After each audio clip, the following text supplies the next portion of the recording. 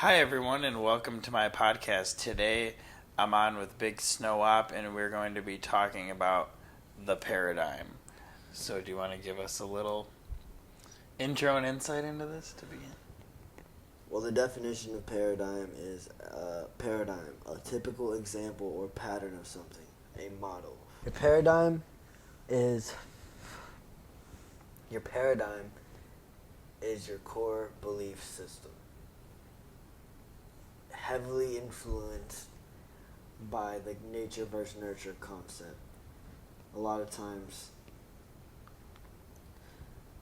your paradigm has to do with your environment and the way your upbringing is, and it can be influenced heavily by traumatic events or just events in your life in general. It's a belief system, really. It's like your core beliefs, like not what you think you believe, what you truly believe, like deep down in your core. That's what your paradigm is, you know. And it reminds me of this book we were just studying, the Four Agreements.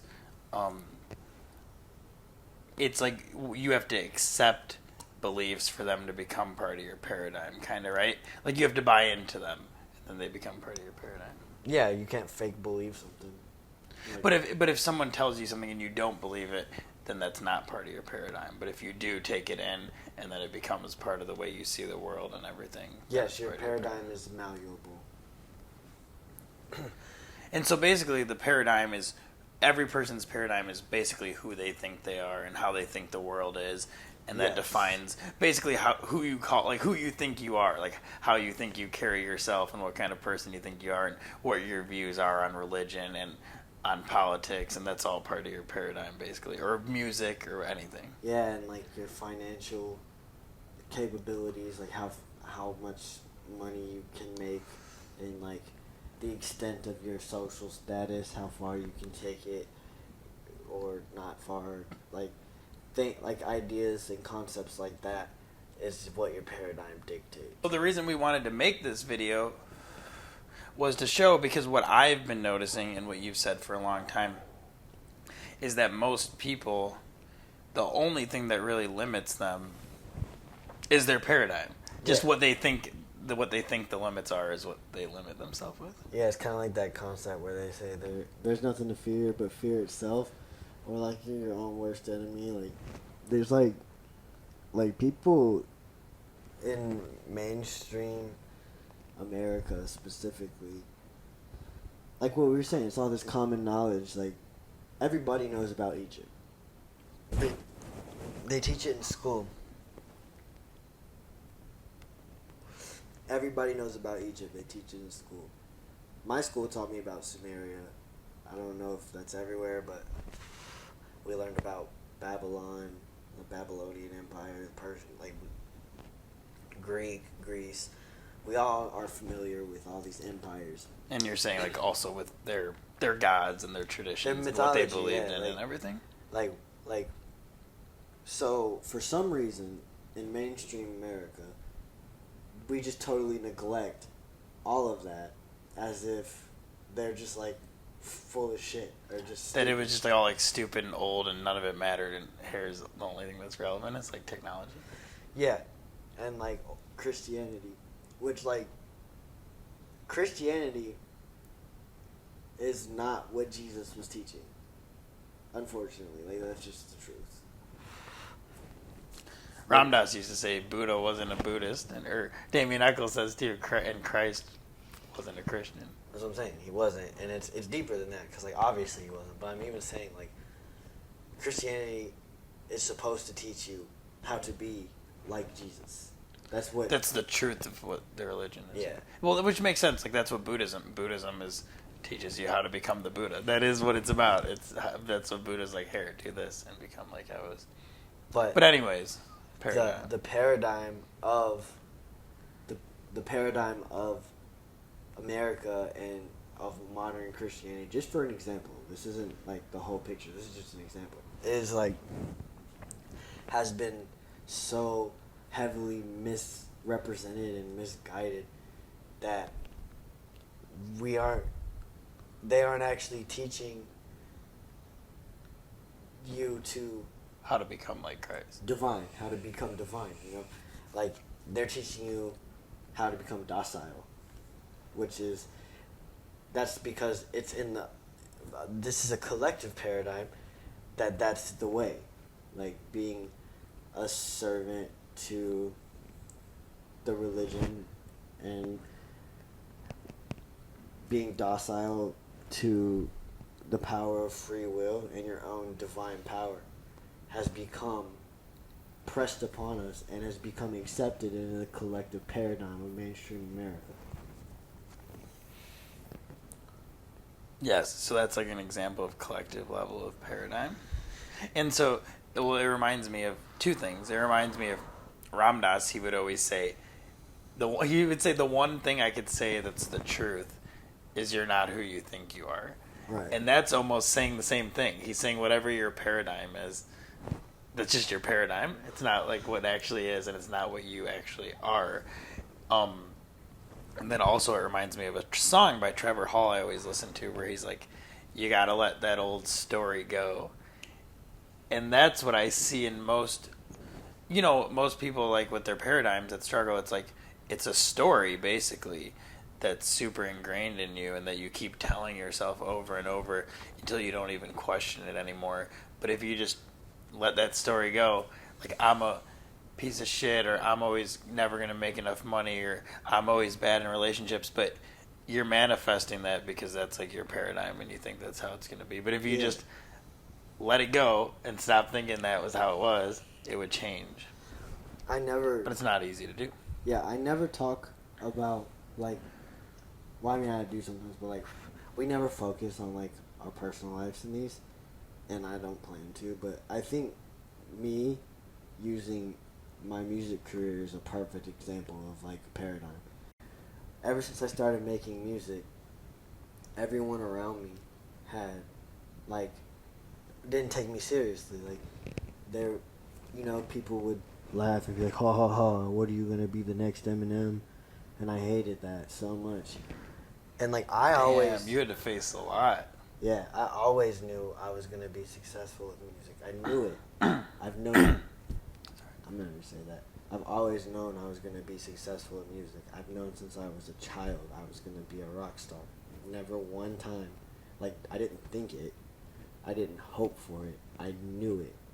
So people would make fun of me and people would not believe in me, and, like, I was almost like, haha, you're lost. You know what I'm saying? And, like, I don't forget things. Like, I'm not the type of person that, like, you can't just, like, make fun of me for, like, a long time and then me just be your friend. Like, I'm big on honor, respect, and loyalty, and, like, that's disrespectful. You know what I'm saying? I'm not saying it was their intention to be disrespectful, but you remember. I mean, not you remember. If you would have bought into all that stuff, then you never would have been where you were, because that would have became your paradigm, and you would have been like, okay, I can't do anything, and then you just wouldn't have. But I would have never gotten here if it wasn't in my paradigm to do so. And that works in any aspect in your life. Wherever you are and whatever is around you, it's because that is your paradigm that you believe in. Yeah, so the whole entire... because you're manifesting all the time. People talk about manifesting like, oh, I'm going to manifest this new thing or this new relationship, but your whole life right now is already what you've been manifesting this whole time. Yeah, that's all part of your paradigm. You're constantly manifesting who you think you are to everybody. Yeah, it's the second hermetic principle, law of correspondence. Yes, and so can you explain, though, because I think there's a huge difference between, because, see, like, a lot of times when you hear about, like, positive affirmations or belief, or just believe you're going to be happy or have good things, it doesn't work for people, and it's because it's on that level that you're kind of alluding to of, it's not a shift in the fundamental who you are of the paradigm. It's more of like a surface level thing, and then it doesn't really have much of an effect.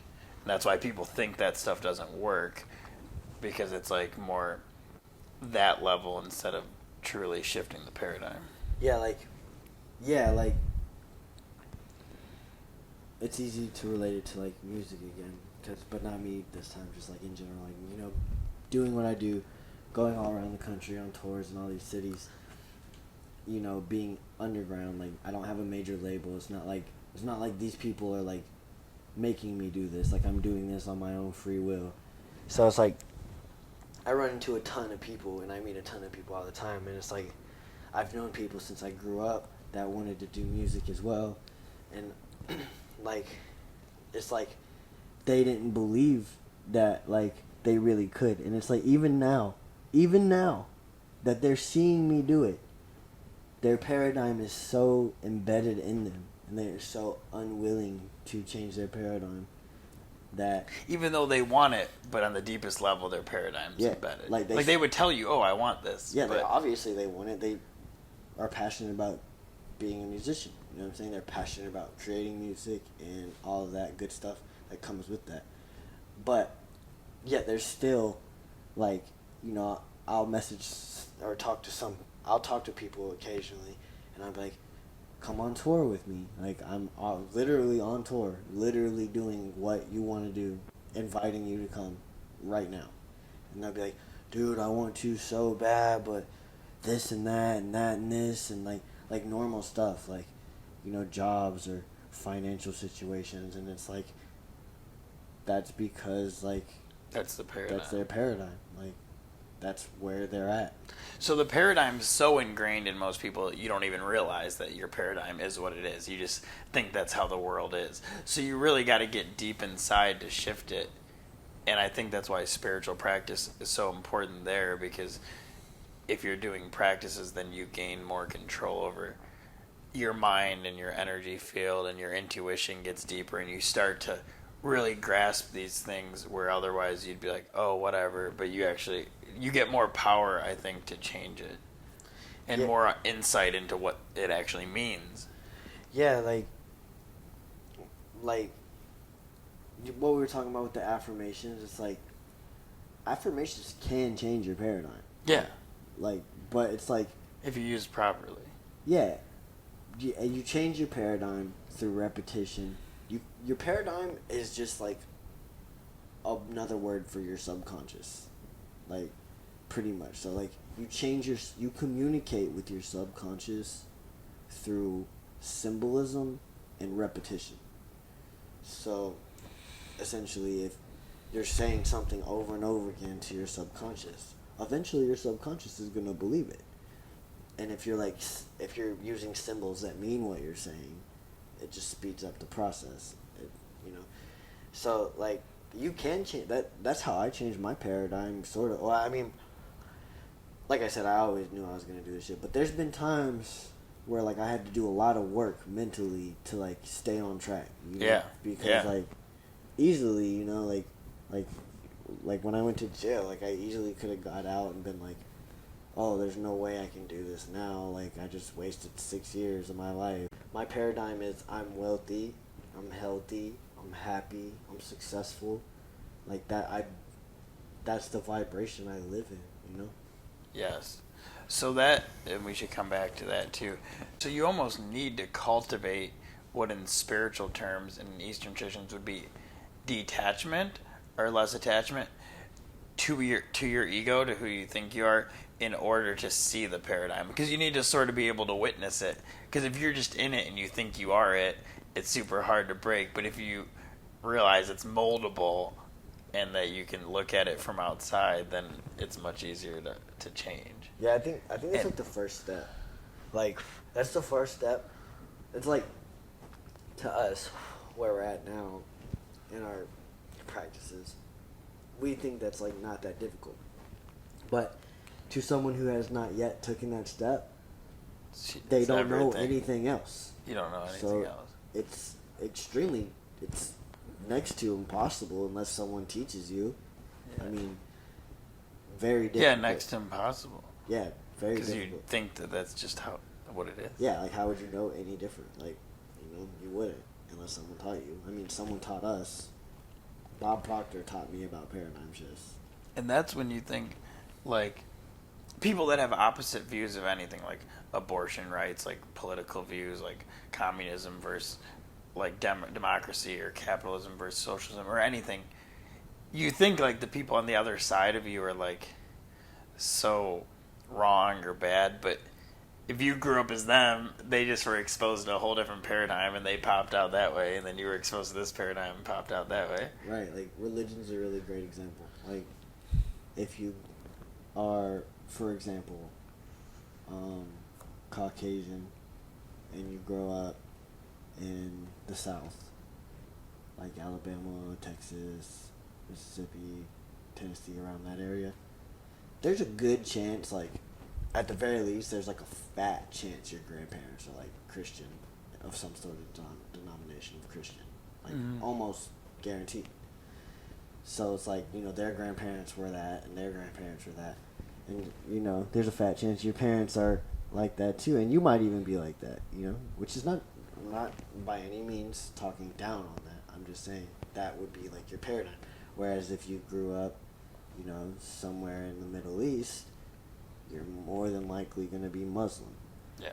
So, and that's just what it is. Like, your cousins are Muslims, your parents are Muslims, their grandparents are Muslims. And I'm not saying it's like that with everyone, but, like, very likely, and that's pretty much how it is. So, if a Muslim moves to America, like, it's going to be a culture shock for them because, like, I mean, perhaps they studied America, and you know. Yeah, now maybe a little bit. If they move to a city now, a little less. But if they moved to the South like 50 years ago, it'd be a giant culture shock. Or still even now, like, still even now. If like a Muslim just hopped on a Muslim straight out the Middle East, hopped on a plane with no knowledge of what they were getting into, and landed in like Oh yeah, whole Alabama, different world. Like, just the whole culture would the be Bible different. Belt, like how people talk and what they do. And they would be fucking mind blown. They would be like, "How are you guys not Muslim?" Religion, Christianity specifically, because I'm very familiar with Christianity. I grew up Christian in the Bible Belt, actually. Like, that was my paradigm. And, you know, like, it teaches you, like, a lot. Like, from the, like, if you follow and practice, like, what the church teaches you, like, you know, they're going to teach you, like, you know, you don't steal, you don't kill people. It's also yeah, don't cheat on your wife. Yeah, you don't cheat, like, all that. Paradigm is like they're beliefs that are engraved into you by like your surrounding environment through years and years of cultivation. Yeah. So like another good example is like your parents are way different financially than my parents, at least now, and since I've known you, you know what I'm saying? Like, and I know people whose parents are like way worse off than mine, and like that's not good, you know what I'm saying? And like, so it's like for you, like, when you grew up in like St. John, right? Yes. So like you know, St. John was like a couple years ago like said as one of the wealthiest places in Indiana, you know what I'm saying? So it's like you've grown up, you're not one of the wealthiest, but one of the top 50 towns in the country to live in. Right. And I'm saying, like, I didn't move out here until I was 15. I had only came out here a couple times, like, and I never really went too far from my dad's house. Like, yeah, you know, I mean, we would go to, like, baseball games and stuff, but, like, I'm saying, like, when I came out here and I seen, like, the houses out here and, like, how much money was out here, it was, like, crazy for me. Like, it opened up a whole new world for me, because, like, I didn't even know that. Like, I thought everyone was just poor, and, like, that's just how it was, you know what I'm saying? Like, and then I came out here, and I, like, met people I went to school with, and I was, like, kicking it in mansions when I was, like, 16. Like, just, like, you know, partying with my friends, and, like, cribs that, like, I thought, like, only, like, politicians or, like, professional athletes could have, you know what I'm saying? Like, just, like, yeah, that was crazy for me. And that's, like, that's another, like, so, like, for me, I'm a rare example because I changed my paradigm. But all my people that I went to school with back home, like, a lot of the people I went to school with are, like, meth heads and, like, not financially well at all. And, like, they look at me and, like, what I'm doing, like, I'm, like, a celebrity. You know what I'm saying? But, like, I look at me like I'm just working really, really hard for something that I like want to be one day. You know what I'm saying? That I believe I can obtain like a great amount of wealth.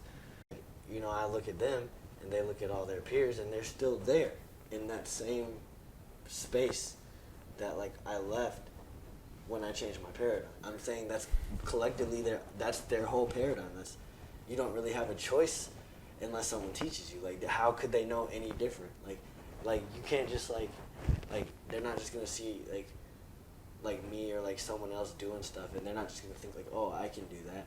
They're gonna think they probably can't because their parents can't and all their friends can't and everyone around them, which they all could, but they think that they can't because no one is. You know what I'm saying? What I'm saying is like a poverty mindset or like a paradigm mindset is like extremely difficult to escape from if you don't like work on it like every day.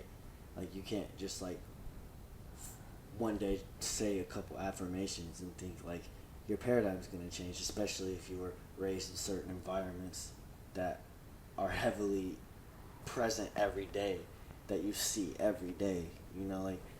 And if other people in them are holding you in those mind nets as well because of their own beliefs. Yeah, that's a big one. You know, they say if you run with dogs, you get fleas, or like, you know, they say if you're around 5 rich people, you'll be the 6th. You know what I'm saying? So it's like, for me personally, I had to like actually start growing. I had to actually like remove a lot of people from my day-to-day life. Like, I still love them and I still care about them, but like if I'm around them too much, like the mind nets like hold you down, or however you want to call it, but that's what Ron Messi say, like there's a mind net. Yeah, for real. I never heard that before, but yeah, that's a great way to put it, like the mind net. Like, if I'm around 10 people that think there's no possible way I'm ever going to be successful, like, that's going to rub off. That energy is going to rub off. Yeah, like, if I'm around 10 people who think I'm the next Jimi Hendrix, like, that energy is going to rub off on me. And I don't know about you, but I'd rather, quote unquote, be around a bunch of delusional people that believe in me in the utmost faith than be around 10 people that I grew up with that think I'm never going to amount to anything. So really it's important not just to know that you can change your own paradigm, but it's really important not to be attached to your models of how you see other people. Like, you should see them really new in every moment, and if they decide to step out of the box and do something different or live a different way, I shouldn't hold them down in my mind and be like, oh, they can't do that, like that's weird for them, or they'll never make it, because my paradigm's affecting them too. Whether they're saying it to me and I'm telling them they can't, or if I'm just thinking it and like feeling that and sending that energy towards them. It's a big difference versus, because now I tell people, like, you can literally do anything. Like, just let your story go of how you think it all is. Yeah. Which is not super easy to do, but let that story go, and then you can make the story whatever you want it to be. That's a really good way to put it, and I like that. A lot of people's paradigms, including my own, from time to time, at least in the past, I don't really know if this affects me these days, but like pride. Like, it says like placing yourself above other people is placing yourself above the will of God. Like, and that's what pride is. And if you, like, no one's better than anyone else. You know what I'm saying? Like, we're all created equally. Some people obviously are born like mentally handicapped or with physical handicaps, and that makes it a lot more difficult to do anything. But what I'm saying is like I just because, like, me personally, just because like I have like certain spiritual knowledge, or like I have certain social status, that doesn't make me any better than like someone who's less fortunate than me or less lucky than me. Like, I shouldn't look at myself like I'm better than them. That's like, because the universal collective is all one. So it's like, if you think you're like better than somebody, you are going against like the being like loving awareness. Like, it's like the opposite of that. You know what I'm saying? Yeah, it's the worst thing you can do. Rumi says it in his poetry. He says, never think you're better than anyone. He said that's what Satan thought. And he says, like, when you like Hafiz says that's like the quickest way to Hafiz and Rumi both say that's like the quickest way to stop the flow of the divine. If like you're prideful and you think you're like better than people, like you're not gonna get as far as you would if you were humble and just appreciated and had gratitude for what you have. It's important to convey that paradigm shift and changing that understanding is not just solely about achieving more or excelling more in your career or finances or anything like that, because there's plenty of different people, whether it's policemen or mothers or people who are retired or anything. Paradigm shift just means the way that you're living in the world and the way you're looking at yourself and the world and how attached to it you are. So by shifting your paradigm, that can do wonders for you spiritually, which really is the main point of it, would be what it can do for you spiritually and in other emotional and aspects and physical aspects. But just like, anything.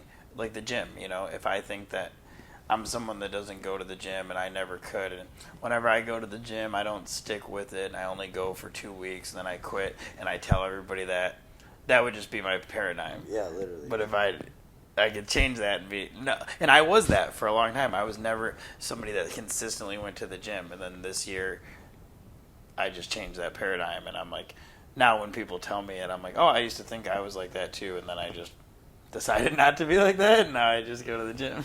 The financial aspect of it is just like, I feel like the easiest one to talk about, but like it's really like way deeper than that. Like, like it's just like there's really no limits to what you can do on this earth, whether it be achieving enlightenment or completing the great work, like there, or becoming super wealthy. Like there's people out there who have done it. Like there's people who have completed the great work. There's people who have done their part in making the world a better place, like physically and spiritually and just in general. There's people who right now are making millions of dollars a day, and they're just people, just like you and just like me. And I'm not saying every single person that becomes wealthy does a ton of work on this knowledge, but I'm saying having the knowledge of this gives you the ability to change your paradigm and gives you the ability to create a new paradigm for yourself, which can be literally anything, whatever that is. And normally that's what keeps people from doing spiritual practice is really a paradigm, because they're kind of, they either don't believe it'll work, or they think it's weird to do, or their friends and family would think it's weird what they were doing. Isn't that fucked up? Yeah. I think that's the biggest one. I think most people don't do what they do because they think that it would mess up their scene too much. Like it'd be too weird to the people that they gotta think that they're that way. Out of the 9 to 5 standard American dream, that's Bob Proctor said it very well, and I do apologize that I always use money as the example. It's just the easiest one, because he said he changed his yearly salary into his monthly salary, and it's most people don't think for a second they could do that at all.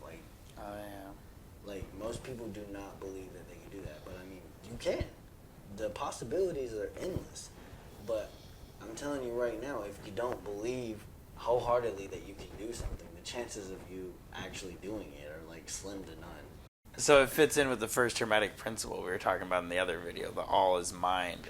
So if you can sort of break through your paradigm and realize all is mind, all is within me, and I am within all, and that becomes your new paradigm. That's a very expansive paradigm that's much different than the narrow paradigm that we could have lived in before. And when you do bring that into your paradigm, and you do believe that, it's almost impossible to maintain a normal's the wrong word, an orthodox American lifestyle because, or like a typical American lifestyle, because like you realize like you're everything, like everything is you, and the only thing in this reality that is worth anything is spiritual sustenance and your time, because the time you can't get back. The time goes with you. Or no, the time doesn't go with you. The time you can't get back, and basically just the karma goes with you. That's what they say in the Eastern tradition, like whether for good or bad, like the energy you cultivate. So the spiritual sustenance and the results of your good and bad deeds is gonna be what goes with you. And when you understand that you are like a divine being, and like anything is possible as long as you believe that you can achieve it, how could you not reach for the stars, when that's like obtainable, Yeah, definitely. But reaching for the stars is different for everybody, like Ram Dass used to talk about a friend he had that became a postman in like a small town, and he just loved it, and he was like, I just got this wife and this is what I do. He was all spiritual, and he's like, I just deliver the mail and this route's all fun. So, not everybody's living their dharma and their truth doesn't necessarily need to involve like achieving, or for some people it does, but for some it doesn't. But it could be being simple too. Right. Like even something like that, like that means that postman's paradigm was he was happy as fuck living the life that he was living, and like that's what he wanted, and like that's what he got, and that's the perfect example of a paradigm. You know what I'm saying? Like it doesn't have, for me, like the reach for the stars thing is how I feel, and that's my paradigm. It doesn't have to be everybody's paradigm, but I'm only saying like just don't limit yourself. Like if you're any beliefs that you have about anything that's limiting, you can let go, because it's just a belief or a construct that's holding you back. Whether it's you think you're going to be depressed for the rest of your life, or you think that you have super bad anxiety, and I see that all the time. Like people are I used to have, and I can comment on this because I had the worst anxiety since I was a little kid, and I would say close to zero anxiety now. If it was 100 before, it's probably less than 3 now. Very rare. And so I can say this, but I run into a lot of people that have it that like they mostly have it because they felt it, because they were, say, a little maladjusted to life because maybe they didn't meditate or didn't do anything healthy for themselves. And they went to a doctor, and a doctor was like, well, you have anxiety disorder. Here's this pill. So now for the last 20 years, they just tell everybody, well, I got anxiety. Like it's something that's theirs now that they always have to have. Like identify and with it. They identify with it. And then most of the time when I ran into people like that in the recovery community, if you have to be so delicate because they're so attached and identified with their neurosis, with their anxiety, their depression. If you start to say something that like maybe it could change, like they get all defensive and they don't even want to hear it because it's comfortable. They're like, no, like you don't get it. My anxiety doesn't go away. Yeah, like, I don't know. Everything you just said, I completely agree with, and also, I don't know if you are gonna leave this or not, but like we've both been a big part of NA and AA, especially you. Like you've been with NA and AA for a very long time, and 12-step programs. Yeah, I'm just saying that in case 12-step programs, in case someone does. Not everyone knows what those are. Right, and I've watched you like completely change your life, and like all the good that comes with that. And by no means am I talking down on those programs; they're so helpful. But I will say, along the way of me going to these programs and tons and tons of meetings, like tons, and I can't even imagine how many you've been to because I've been to a shit ton. Probably less than 2,000, but definitely more than 1,000. Probably like 1,500. Yeah, I've probably been to a couple hundred. You know what I'm saying? And like that being said, like along the way, there's people who have been clean and serene for like decades, and they still identify with being an alcoholic. And that's a big example of a paradigm. Yeah. That's like holding you there. Yeah, like at any point in time, these people, theoretically, to my knowledge, could, choose a different path to their life, but because of their paradigm and the mind net having them like so identified with being an alcoholic, even after decades, they haven't touched a sip of alcohol, making them not an alcoholic. They still identify with being an alcoholic because that's their paradigm. Yes, and to the degree that even if I've seen in the 12-step programs, even if somebody some people say that go to meetings will say like recovered alcoholic, which rightfully so. That's would be more accurate. That's what it says in the AA Big Book, is like we're 100 men and women who have recovered from the disease of alcoholism. But everybody bashes them and they're like, no, you gotta say recovering or you're gonna relapse. So they're saying even if you've been sober for 40 years, since you were 20 and you're 65, you can't say I've recovered from alcoholism. You should still say, oh, I'm a recovering alcoholic.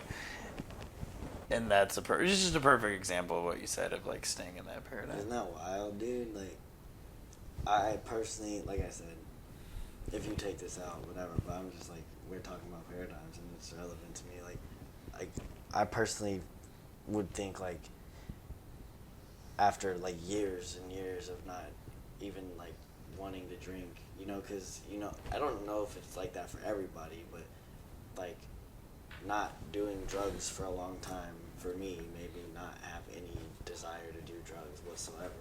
So, and like, you know, that was a very short-lived like time for that it took for that to happen, like a couple months, you know what I'm saying? So like, you know, I can't imagine being 35 years clean off everything and like not going and doing something completely different with my life. I know. Like, it's because they think it's like well, everybody tells them that when they go there, you know. So you think like I could easily you know, I was going to meetings for 6 years, so I could have easily done this for another 6 years. right. And if you don't really have a different, you know, and then they teach you that everything is the disease. So everyone that comes in there like, oh, the disease is so much more than just the using. It's like how I'm thinking, and it's this, and the disease is trying to get me here. But those are normal people, neurosis and ego stuff and problems. But they teach everyone that it's like, that's your disease of addiction. So they think like, I gotta still be in this because everything's my disease. Yeah, so it's like, it's just a really good example of paradigm because like that's like a prime like textbook definition of like what a paradigm is, and like in the context we are explaining it, which there's ultimately infinite possibilities to explain what a paradigm is, but the examples we're giving are showing you how limiting a paradigm can be. Like, yes, and it's self-imposed beliefs that you can change at right now. Change your paradigm. Start right now. And there you have it. You can literally right now, like, do some research if you want, read some books, and learn how to communicate with your subconscious mind, and you can start changing your paradigm actively right now. Do work on yourself 30 days in a row, and you will be astounded with the results. Try 60 and watch your life never be the same. Do it for 90 and you'll look back at your life before you started changing your paradigm like, what the fuck was I even doing? That's what we did. That's what I do. Is that what you do? Yeah, that's pretty much, I've never done it in a structured way of thinking of the days like that, but that's what I guess I've been doing on this journey these past 6 years. I've been on is continuously changing my paradigm, but this past year it's accelerated greatly because I've really started to understand the principles of that, more of the all is mind and the shifting of the paradigm. So it took me a lot of spiritual practice, like meditation and yogic practices, and now ceremonial magic practices, and just practicing loving awareness and all kinds of things to deepen my insight study to get to the point where I've understood the paradigm more and been able to change it more. So I was changing it, but now that like my limits are, my veil is very thin, it's like been accelerating greatly. Like my limits now are much less than they've ever been before. Yeah, like you know, you went from having like limits to basically not having limits. Yes, and I've seen the results Yeah, quickly of that. that's the best thing like about it. That's what I wanted you to say. I'm happy you said that. Like that's what we needed. Awesome. Thank you so much for joining us, and we'll be back soon. Thanks, guys.